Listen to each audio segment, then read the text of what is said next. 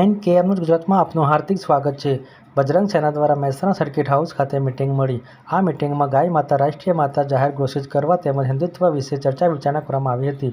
આગામી સમયમાં બજરંગ સેના દ્વારા હિન્દુત્વ ધર્મની સેવાના કાર્ય થશે અને બજરંગ સેના દ્વારા ગાય માતા રાષ્ટ્રીય માતા ઘોષિત થાય તેવી લડત બજરંગ સેના લડશે।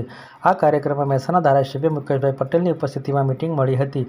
કાર્યક્રમના અંતે ગરીબ અનાથ બાળકોને ચંપલ વિતરણ કરવામાં આવ્યું હતું। વિશેષ માહિતી રામભાઈ પટેલ મહેસાણાથી। આજે બજરંગ સેના દ્વારા મહેસાણા સર્કિટ હાઉસમાં ખૂબ જ સફળ અને સારી મીટિંગ રહી। આની અંદર ચર્ચા વિચારણા થઈ કે બજરંગ સેના દ્વારા આગામી સમયમાં દરેક જિલ્લા, શહેર અને તાલુકામાં કેવી રીતે કામ કરવું। દરેક બજરંગ સૈનિક હવે ગાય માતા રાષ્ટ્રીય માતા ઘોષિત થાય એના દરેક જિલ્લાના ક્ષેત્રમાં આગળ વધશે, હસ્તાક્ષર અભિયાન કરાવશે। દરેક જગ્યાએ હવે આપણો એક જ લક્ષ્ય રહેશે કે ગાય માતાને ગમે તે કરીને રાષ્ટ્રીય માતા ઘોષિત કરવી છે।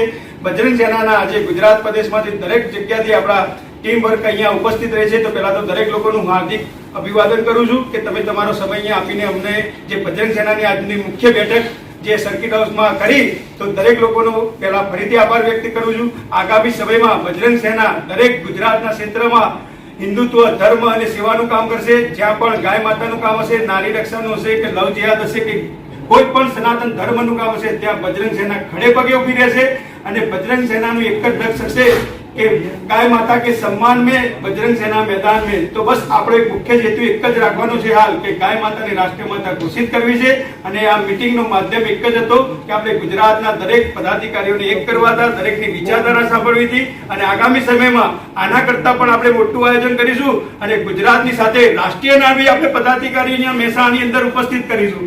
તો દરેક લોકોનો ફરીથી આભાર વ્યક્ત કરું છું અને બજરંગ સેના પરિવાર તરફથી દરેક નવા પદાધિકારીઓને આપણે પદની ફાળવણી કરી છે તો એ લોકોને બી અભિનંદન પાઠવું છું। અને જે આજનો કાર્યક્રમ આપણા ગુજરાત પ્રદેશના મહામંત્રી દિનબા હવેલીના નેતૃત્વમાં થયો તો દિનબા હવેલીનો કાર્યક્રમ ખૂબ જ સફળ અને વિકસિત રહ્યો। તો દિનબા હવેલીને બી બે હાથ જોડીને વિનંતી કરું છું કે તમારો કાર્ય ખૂબ જ સારો રહ્યો અને ખૂબ જ સફળ રહ્યો।